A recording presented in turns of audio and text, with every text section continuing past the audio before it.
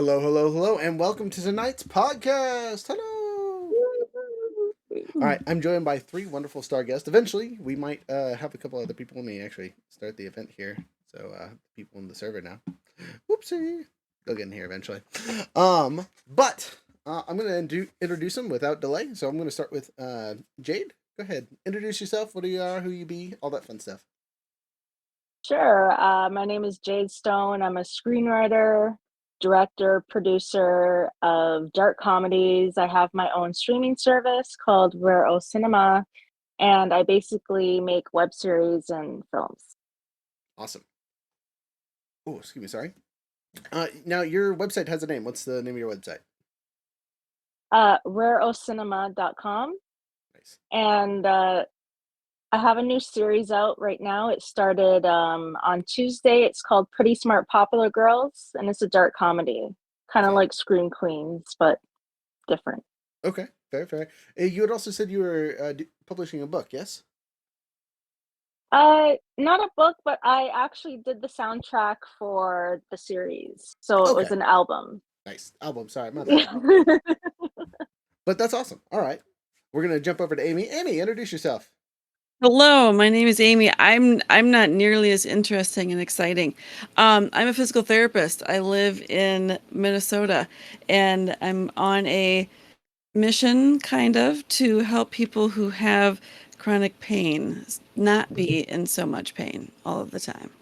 Ooh, good, good. Any links, websites, anything like that you need to share? You can, email me. I'm Amy at amytoth.com. Otherwise, I'm not on a website thing yet. I'm more on, if you go on Instagram at the Amy Toth or Facebook at Amy Toth. So pretty straightforward. Easy peasy lemon squeezy. All right, jumping over to Yeah. Mitch. Hey, hello everybody. Mitch Krayton here. I could start off by being funny and saying I'm a carbon-based life form on planet Earth. I actually do have a purpose here. I am a professional travel advisor. I own Krayton Travel in Denver, Colorado. Just returned with 11 wonderful people through a fascinating tour of Egypt. And I am all about helping people make memories, regrets, because unfortunately, they make more excuses than they make reservations.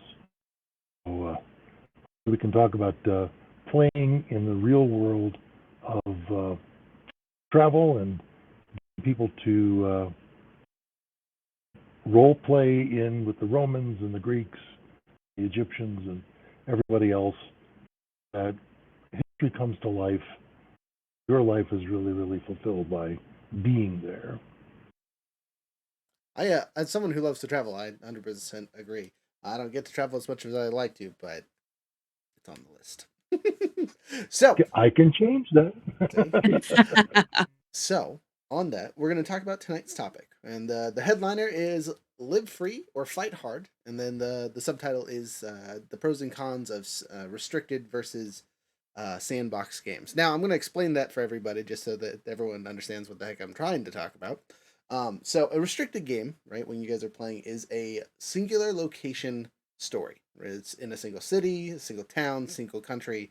The borders are restricted for some reason. You don't let your players travel a lot. It is all about being in this one singular place. A sandbox game is you let them go wherever they want. They tell you and you make the story up as you go along. So that's the difference between the two. And, we'll get to the pros and cons and questions and whatnot. But first off, kind of talking about travel for a lot of you. Are you a single place person or are you a traveler? Obviously, we know Mitch's answer. But what about the other two? Are you guys much travelers? Or are you kind of the stay at home and be happy where you're at kind of peeps? I'm kind of a stay-at-home person, but that's just because I don't have the budget to travel. If I did, I would be traveling everywhere. Okay. Yeah, and I think I'm definitely a travel person. The challenge with travel at the moment is we have, well, other than budget, like Jade, a dog, a cat, a leopard gecko, a guinea pig, and 6 chickens. So when we do travel, it's kind of like that seems an awful lot for one person. So we have to like usually line up at least like 3 different people to come and manage, because not everyone wants to feed roaches to the leopard gecko, so you Right. kind of gotta Find the right pick and person. choose a little bit. Yes. All right. Well, that kind of segues me into my next question. Would you guys like to go over the pros or cons of restricted or sandbox games first, and we'll kind of break down from there. Again, I'll ask questions as we go Sure. along. Which one? Yeah. Restricted or sandbox? Pros. Pros. Pros The of which one? pros. Sandbox. Sandbox pros. So this is the questions on traveling. So in real life, when you guys do travel, what are some things you need to do to prepare that you think, or that you can think of? Back. Laundry. Continue. Weather. You got it. Go. The travel guy should get in on this. Yeah, but I didn't want to hog the conversation here. I Well, think Mitch. about The how first, long I'm going for. Like if I'm going for a long time, I still might want to pack with a carry-on just to make sure I have everything in there and I won't get any lost luggage. Um, yeah. Okay. So Mitch, idea.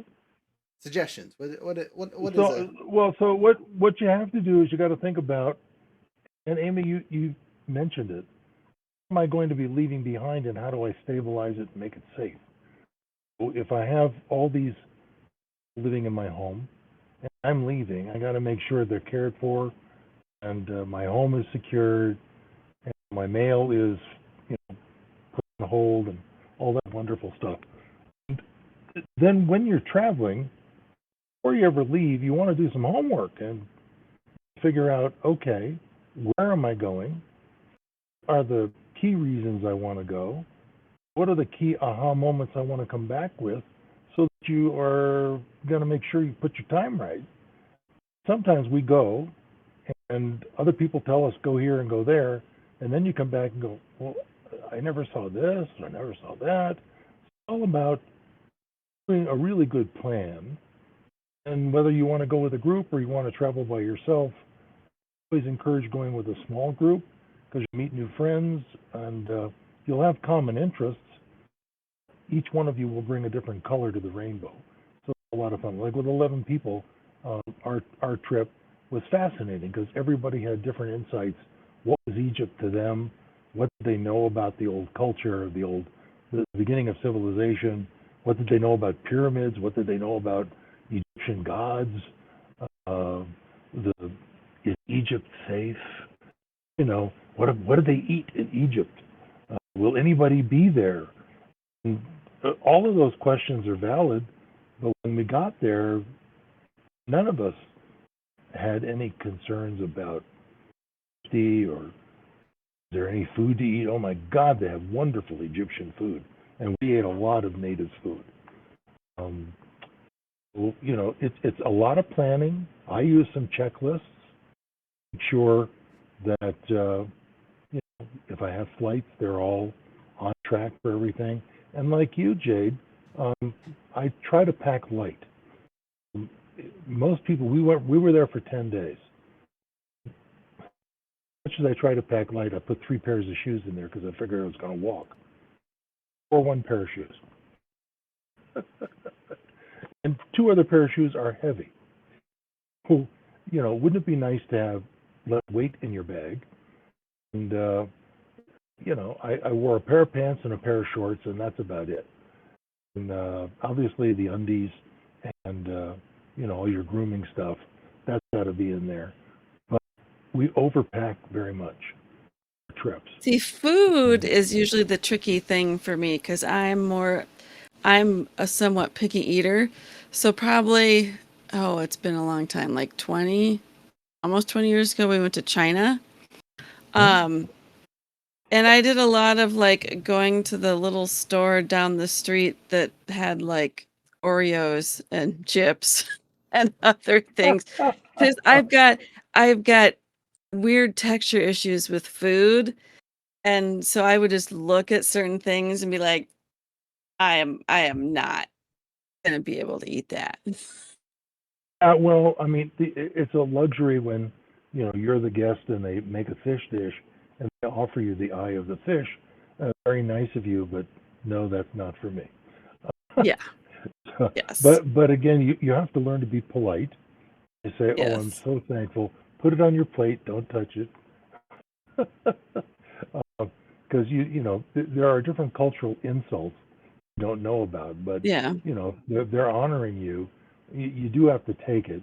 You don't have to eat it all. You just have to pretend Yeah. like you're tasting it. You know, but like in Egypt, I didn't realize it was very vegetarian. They added lamb, they had chicken, small amount of beef. Almost all the dishes were pasta or rice combined with wonderful spices, and they would take fried onions and just wonderful, very very flavorful things. I had never thought about that before.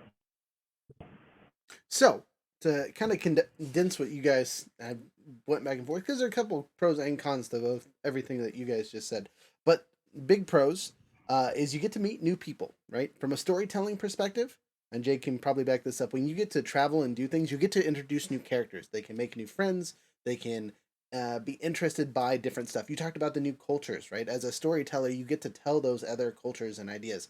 Now, in the game realm, they're not necessarily real cultures, so you get to make up whatever you want. But sometimes some DMs like to do actual research and base things off real stuff. So I mean, that can be kind of fun. Um, so big pro is getting to see those cultures, getting to see those new experiences, all that fun stuff, right? Uh, but jumping over the con side, right? You have to prep for leaving whatever you're leaving behind, right? In both the game world and the real world. And in the game world, the restrictions are like weight, comfort, whatever else, right? Um, but on a side note, that can also be a pro because you get to leave things behind, right? Recently, I went to Hawaii with the wife for our 10 year, and we got to leave the kids behind. And as much as I love my children, that vacation would have been way different with them there.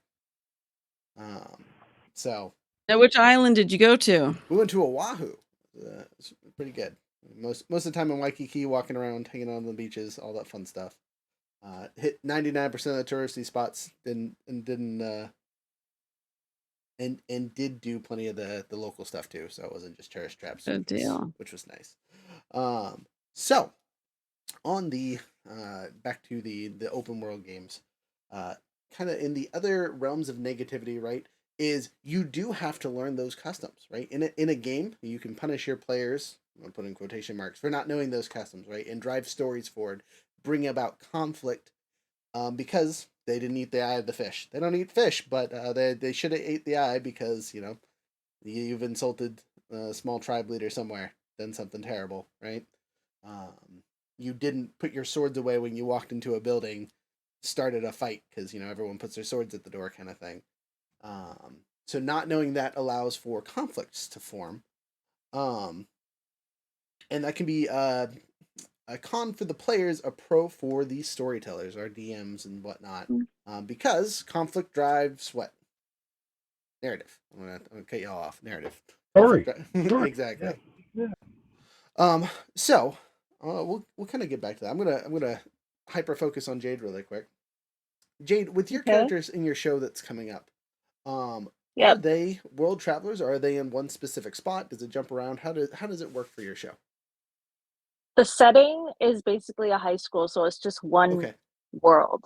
Okay. They're stuck in the high school. They don't actually travel outside of it. Okay, so we'll jump into the restricted stuff. That's a great segue, right, for character building things. What do you think the pros are for your characters being stuck in high school? What advantageous bits do they get from being in one spot? Like regular characters, characters that come by who are always going to be there. You kind of know what they might say, how they might act before they actually do it because they're so familiar. It's its own world with its own rules. It could be very out there. It has its own rules, so like the characters can do anything that they want to do within the rules of the world that I created. Right. So that's like it's kind of like similar to games where like it might be restricted in that you have to complete the level to get to the next level, but like you're in the world and you don't really get to explore, but you're exploring the story of the game. Right. So that leads into a really fantastic pro for a restricted game is you get to deep dive into your lore, right? Every nook and cranny can be explored in excess when you're in a very restricted setting. Because you get to be intimate with all the details. The downside to being on a sandbox game, unless you stop in one place for a long time, you'll get the basics and the kind of you're a tourist, right? You're kind of picking up things here and there, but you won't get the full story. You won't get the cool details. Great example, personal example. When we were in Hawaii, I had a buddy who lives there, and he showed us around the islands and to the beaches and all that fun stuff. And as we're driving along, he's pointing out all these like old decrepit buildings and like fields and things, and I'm just stuff you don't really pay attention to when you're traveling. But he explained what those were, and they were important historical areas. I mean, the reason why there's still crumbling buildings there is because they can't tear it down because it's part of the island's history and it's important to people, for whatever reasons there are. So like seeing that IRL, like if I had just driven by and traveled like you do in a sandbox game, I would have never seen that. Would have never known. So the advantage, big pro, is it allows you to lore dump. For storytellers, it's great because you get to think through stuff, as you said, build the rules for your world, and have nuances and back and forth and talking and so on and so forth. That makes sense in that location. That, as you said, might not be the same everywhere else. Every individual spot has its own rules and customs, even stuff that we are mostly familiar with. So, Amy, jumping over to you. You Yep. said you are a picky eater, right? Yes. When you are in your hometown and doing your stuff, what is something that you have Yes. to do to accommodate your own picky eating? Like IRL, what do you do to keep yourself satisfied there? I go places where I know they have things that I like to eat. So, or a lot of times actually if I'm going out, like I will pick places based on what sounds good because I know like and like when I go places like I don't experiment. Like I go with like the safe stuff because I know like usually when I'm going to eat like I'm hungry. So like I want to get something that I know I'm gonna like. So I would say I'm not probably very adventurous.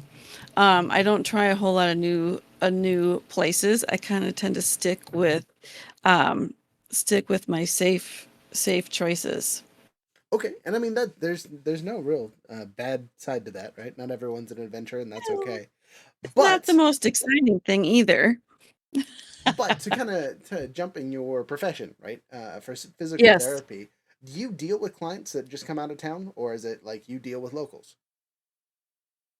Well, I'm where we're at actually is the clinic I work at. We actually get a fair like Twin Cities has a pretty actually the number one or number two biggest Somali population that has immigrated here. So I see a fair number of Somali individuals.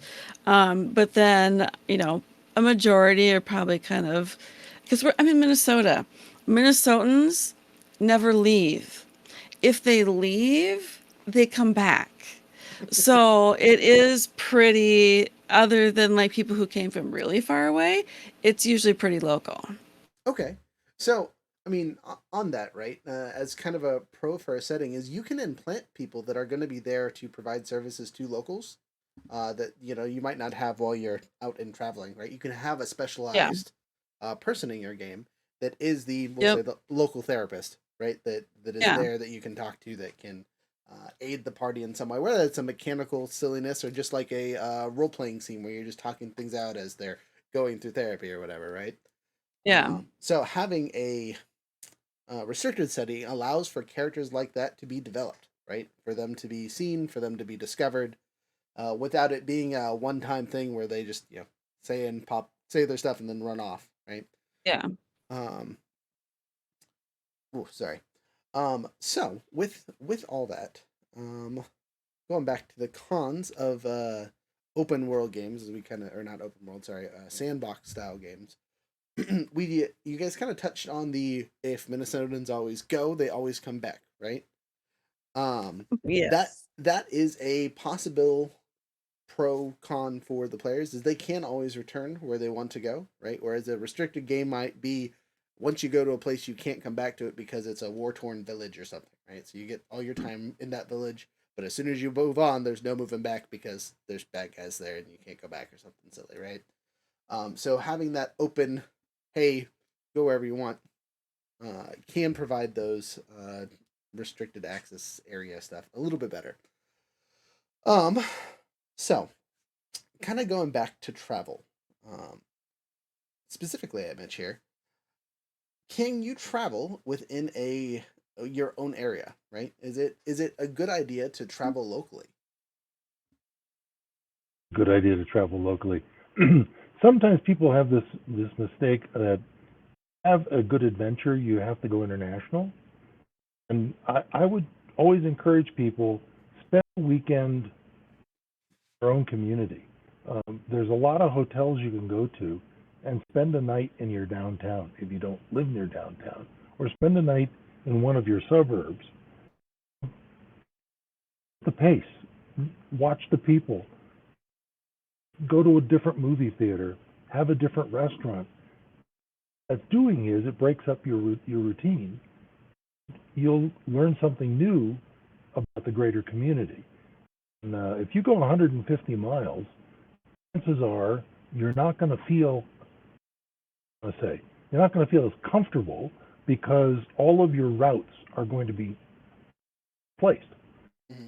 You're always going to find a coffee shop. You're always going to find a restaurant. You're always going to find a museum. And you let your curiosity go. Then when you come back, you feel refreshed. Right. Travel is just taking a break, experiencing something new, whether that's your own home. I mean, I'm blessed. Colorado, we have mountains, as everybody knows, but just in Colorado proper, we have so many different to explore, different regions within the city of Denver. I've been here 14 years now, grew up in Los Angeles.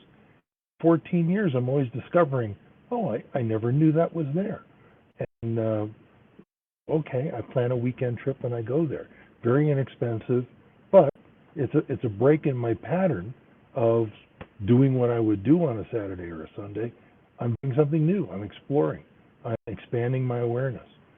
I'm letting all that newness come in. From a character development, when a character is doing routine stuff, it gets boring really fast. The more they open themselves up to, finding something new, suddenly now the mystery opens up into a greater drama and so forth. And I think that's what travel does for a lot of people. And as a traveler, I'm just endlessly curious, endlessly wanting to learn new things. Like, Amy, you said something about you're working with Somalis, and yet you're very particular about food. If I were in your shoes, the first thing I'd want to know is, could some Somali invite me to a Somali dinner? I'd like to know what they eat. Yeah. But I don't think that appeals to you, which is fine, Yes. But yeah, travel is just, it's breaking from the routine and doing something you wouldn't normally do. It doesn't have to be expensive. It really doesn't. A tank of gas and 150 miles in your car, and suddenly it's a new place.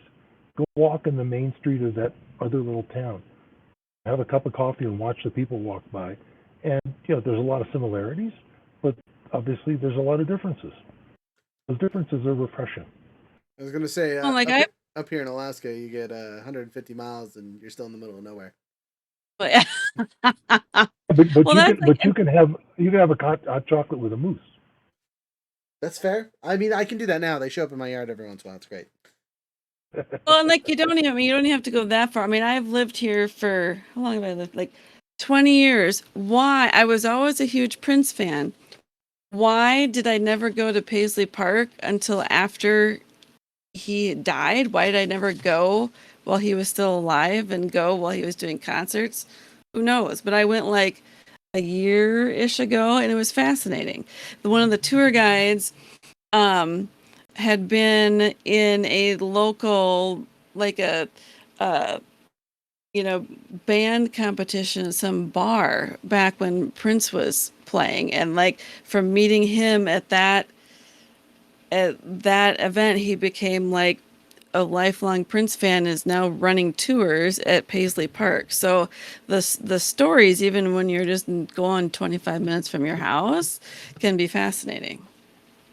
Nice. So, just as a question to the group, and you guys can answer this individually. What would be your restriction on travel if you were to make a game?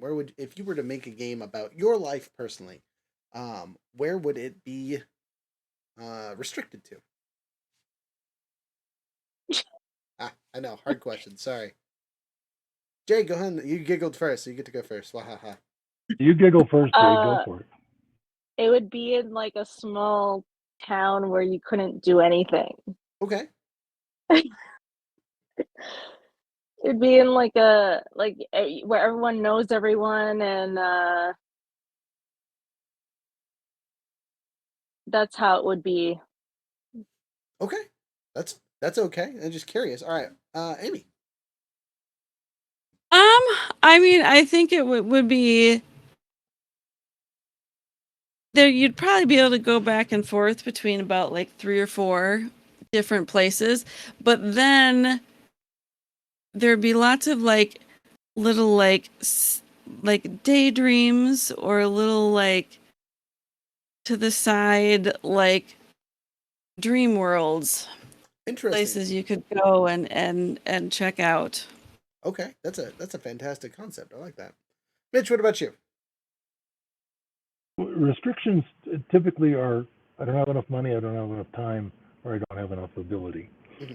But if I choose someplace, not choose a place that's currently engaged in war, would not choose to be in a place where it's a dictatorship and your movements are supervised and people are miserable.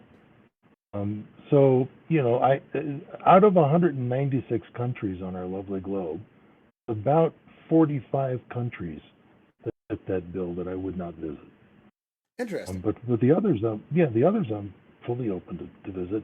And to be truthful, they're starting to open space travel if you happen to have a wallet that's that deep, so you can go into space. Yes. Eventually, one of these days, it'll be great.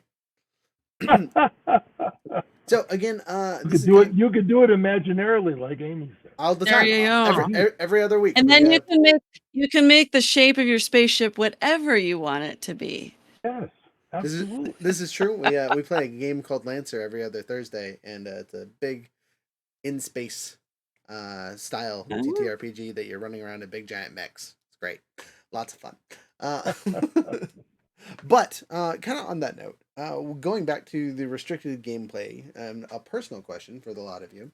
Would you rather be a character that is new to a restricted area that has to learn everything about it, or would you rather be the one that is comfortable and familiar? What role would make you the most comfortable if you were to do one of those two things? I'd rather be the unfamiliar person because I like to explore and I'm curious. Okay, so I'm gonna tag you one more time. Well, explain that a little more. Why do you say that? Because I'm really big on exploring and learning new things, and I do love playing video games when I do get the chance, and I think I really love the video games where you're actually exploring worlds. Maybe like The Sims, where you would go Sims 4, like where you would be able to go to like different locations and basically get to go to work, get to go to the homes, get to go basically anywhere and explore. It could be like something new, but like it doesn't matter where it is. You're gonna be learning something new, and it doesn't have the same actions that are going on all the time. Interesting. Okay. Yeah, and whereas I tend to, and it's probably makes sense given what I do, but I'm like I kind of like to like share my knowledge and share my experience and kind of help. Um, so I would rather probably be the person who is familiar, um, that could kind of like, put my 2 cents in when it was helpful to the newbies. Okay. Interesting. For me, I'd sort of be in the middle. One of the problems I have with some games is that if I'm brand new, I don't know how to navigate without dying. Fair. Fair. Fair. So I would like to know a little bit more about how to control my environment, and then I would love to explore like crazy. I don't want to be so green that I don't know what I'm doing.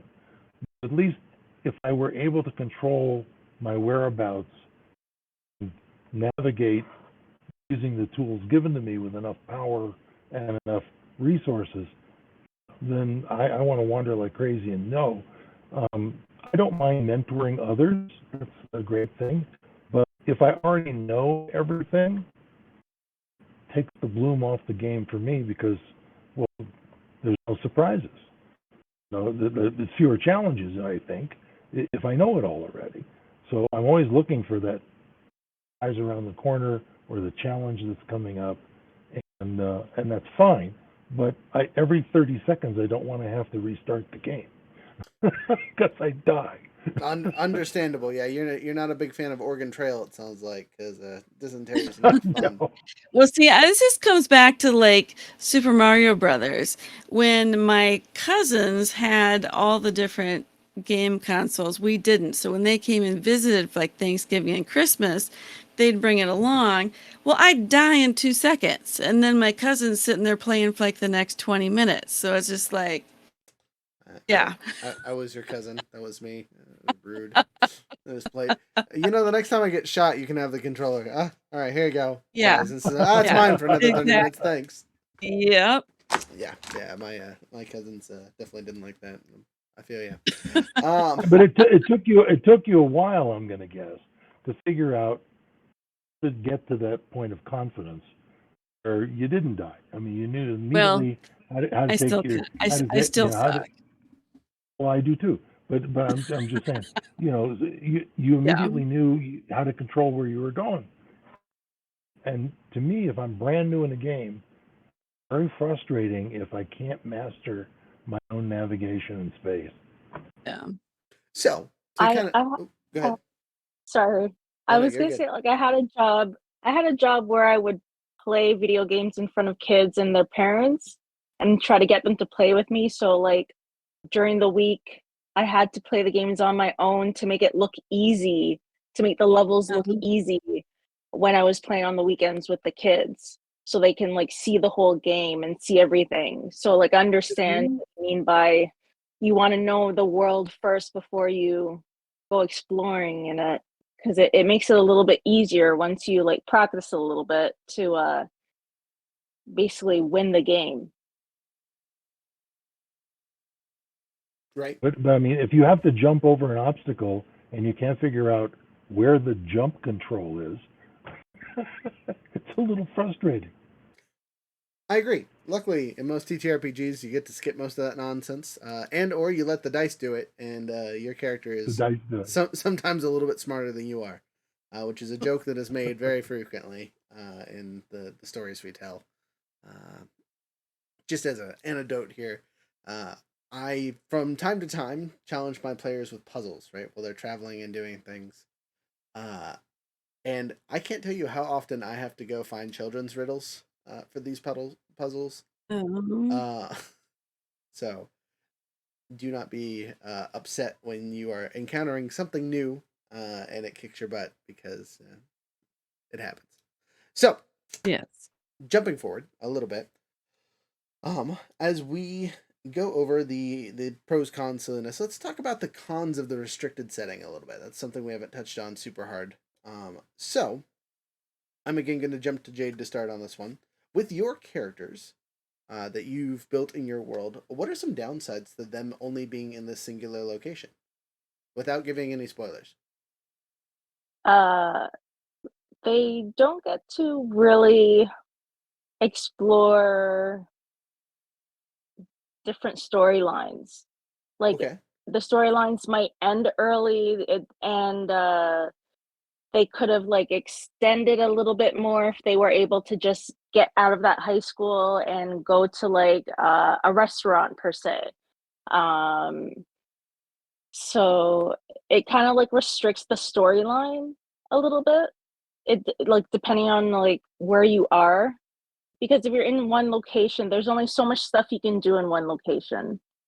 Like Right. with The Simpsons, like they were in their house for the majority of To the this show, the day, episodes, to this day, they still to do. this day, to this day. But like they're always doing something different, but they always travel somewhere at least once. I agree completely. At least I think so. Yeah.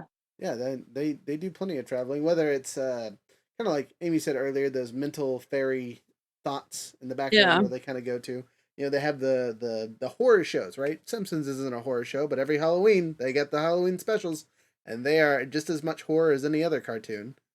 Um, so building your games to where you can have those interesting things in a restricted setting would probably be a good way to build stuff so your adventures don't feel trapped and have to deal with that negative consequence of never being able to push past a certain boundary. Um, so, kind of and more cons. We'll get into it a little bit more here. Um, Besides the repetitiveness that we've kind of talked about a couple times now, that like the familiarity is good, but repetitiveness is bad. The other issues, right, is there's only so much you can do in a small setting, right? For your storylines, right? Kind of you said for your characters, they can only do so much. If they could continue it past the high school, there would be more interesting things to see and do. But when you restrict your players to again, we'll say a singular town, right? Uh, you are restricting the outside influences from a lot of other things that could add spice and variety and fun. You know, it's great to start off in a city that's all dwarves, and could be interesting for your elf and human players that are running around causing havoc. But eventually, you're gonna run out of dwarf jokes. The mines are gonna be mined enough, all that fun stuff. So, almost in all cases, restrictive settings generally have to expand to sandbox. They have a limited time scale. If you're playing a shorthand game that's only a couple sessions or things like that, great. It's great for that. Keep your players restricted so they're not wasting time, all that fun stuff. Because on the opposite side, sandbox games, because they're so open, they can feel empty, right? Something isn't always happening. Sometimes you're just traveling. The weather changes. You get attacked by bandits on the road from time to time. But other than that, you're just kind of yada yadaing your way through the process, right? In video games like we'll say Starfield, right? Some of the planets you're going through, once you've scanned all your rocks and creatures and plants, like now I gotta walk 10 minutes to get to my ship or objective again. You know what I mean? So like that being an open world, sometimes you get lost in what you want to do. So pro for a restricted setting is it allows you to hyper focus those stories and settings and themes super well. Whereas sandbox, the opposite, obviously, you don't get to do that, and basically at all, unfortunately, because you're allowing your players generally to control your narrative via their directions. Right? You might be the one telling the story or doing the hard work behind the scenes, but you ultimately don't decide if they hit your next plot point or whatnot without giving some kind of restriction. And just like restricted games eventually have to break open into sandbox games eventually have to join restricted games. Now that might again switch it around. It might only be first session or two, but the two feed off each other pretty wholeheartedly. And in long term games, obviously sandbox is going to have restrictions, and restrictions are going to become sandbox because that's just how the nature of the beast for basically any TTRPG video game story that you're trying to tell. If you're writing a book or something, that's about adventure, you're gonna move out of their town eventually. Hero's journey is a wonderful concept that is in everything that we do as a society on some basic level. So I'm going to open the floor to you guys really quick, or really slow, however you want to do it. And you guys think I missed anything? Anything that you want to add to those thoughts on any one of those 4 categories? So I'm going to start with Amy. Are we talking about the pros and cons of restricted and And sandbox. Yep, those 4 Yeah. categories. Is there anything you think I am blatantly missing? Wahaha. Well, no, I mean, I just think, I mean, like the point you said, like ultimately one usually becomes the other, you know, if you're restricted, you go to Sam, you know, because I think it's just kind of like anything, like everything in moderation. And if you do go too much to one end, then you tend to have the issues. So I think it's when you have the elements of both that it ends up usually working the best. Fantastically said. Mitch. Well, I think a pro of being in a restricted environment is that you can zoom into micro details. I'll give you an example. We were in one temple, an island, the Nile, and the Egyptians had come in. Not the Egyptians, the Greeks had come in to rule over the Egyptians. So to make the people like them, they carved their images, on the walls. And the Egyptians, to make fun of them, gave them 2 left hands. You would have never noticed that unless you took the time to micro in and take a look and say, every time this guy's put on the wall, he's got 2 left hands. Left hand is So, the best one, you know, coming from a lefty here. Gotta shake my lefty as head. well. Sorry. Love you all, but no. But the thing is, those little moments are something you don't do when you're rushing around from place to place. So you get to really, you get to develop character, you get to develop a place, you can discover changes in place that now make it creative and interesting. Now, having said that, the sandbox opens up a lot of opportunities, but does it end? I always like to know there's a finish line. When I play a game, I like to know there's an objective or a finish line. Because if I'm playing over and ever and ever, there's no stopping. Okay, I lose interest in it because there has to be a conclusion. So, right. I think there is that blend. You have to zoom in micro from time to time, and then zoom out, be macro, and explore things outside the smaller environment. But that balance makes for a nice curvy timeline too, for interest. Nice. All right, Jade. As a fellow storyteller, what are your thoughts on this? I definitely like restricted more as a storyteller because you get to direct your audience a little bit more. And the point of telling a story is to tell the story, have the audience experience the story. So they need to be directed in the right way to experience how you want that story to be told. So restricted is probably what I would stick to, but also open worlds or sandboxes. Like there's still an option to make like maybe a restricted story within that, like you were saying before, that they all become one another. You can like travel out, like my characters eventually are going to travel outside of the high school, but they're not going to travel outside of the high school in like season 1, but See, I was going to follow eventually that they're going to question up. travel. Was like, it's season 2, they go into college. What's going on? Okay. High school's 4 years, so that's at least 4 seasons. Well, season 3 they're going to college. Oh, okay, nice. Yeah. Again, no spoilers. We got to watch the show to catch up on it. But I was a junior. I was a junior for 10 years in high school, so I get it. The junior. Nice. So, as a side question, just specifically about your show, just because I don't think a lot of our audience would know what the term dark comedy means. What do you mean by dark comedy? Dark comedy is like a comedy that focuses on dark concepts, as in maybe taboo concepts, or dark as in murders, or just macabre things. Gotcha. So, B-rate horror movies, but intentional, not on accident, right? Like Yes. Okay. vampires and zombies. Okay. Well, that's more horror, like, Oh, but I don't really write though like that genre, but like dark comedy, like it's it's basically comedy of like everyday situations that are very dark. have you seen the Heathers, the movie Heathers? Yes, I've seen Heathers. Is that dark comedy, kinda? Yes, yes, it is. Okay. That's a good touchdown. Yeah.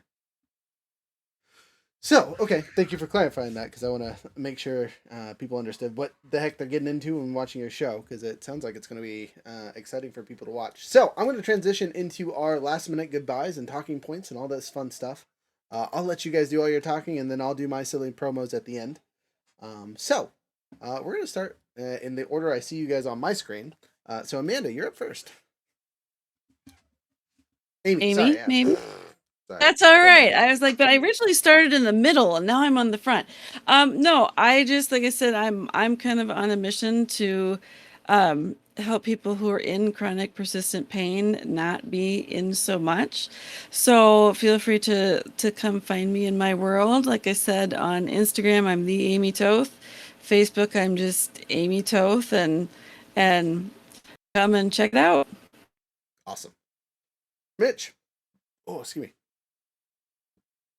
Well, I work with folks that they're struggling to take the vacation they want, deserve, and help you overcome things like I don't have the time and I don't have the money. And I help you just focus on paying yourself back. We sometimes sacrifice for everybody else, for ourselves. So I'm on Facebook at Mitch Krayton. I'm on LinkedIn at Mitch Krayton, KraytonTravel.com, and I'm going to be doing a small ship cruising expo in March here in Denver, where I've got 15 different small ship cruise lines coming in, so people can compare and contrast. That's what I like to do, give people options, and work with folks that want to make memories, not have any regrets. I love that catch line, by the way. It's fantastic. Mhm. All right, Miss Stone. Yes, so as you guys know by now, I have a series called Pretty Smart Popular Girls. This is a dark comedy. It is influenced by Heathers, Oh, ironically. So we're there's no totally shooting. random. It's there's no shooting in it. There is a murder. Um, it does take place in a high school, so that's really the only common thread. But you can watch it on my series. You can watch my series on my streaming service, which is rarocinema.com, or you can just find me on Instagram at the old Jade, and you can click one of my links on there. Fantastic. As a side fun question, who's your favorite character in your own show? I actually like all of them. There's like four lead characters, Perfect. so I can't really choose. As someone who does a lot of that myself, I understand and agree completely. There You, can never you, be a you favorite. ask a mother to choose her favorite child. That's crazy. Yeah. No, except you We you got kind of can sometimes. gotta ask the hard questions in these podcasts. We gotta know. All right. So for our stuff, we have an event going on tomorrow. Local in town will be at Watershed Elementary, hanging out at one of the school places, doing games, selling dice, all the fun stuff that we do at our vendor events. Um, Oh, the 10% off code this month for the entire month of December is Santa 907. Santa 907. The only capital letter is the S in Santa. I know, super original over here. But for those of you who listen, thank you guys so much. We appreciate your guys' time. For all you guys, stick around after the music. I can click the music. Come here, music. Maybe. Come on. I believe in you.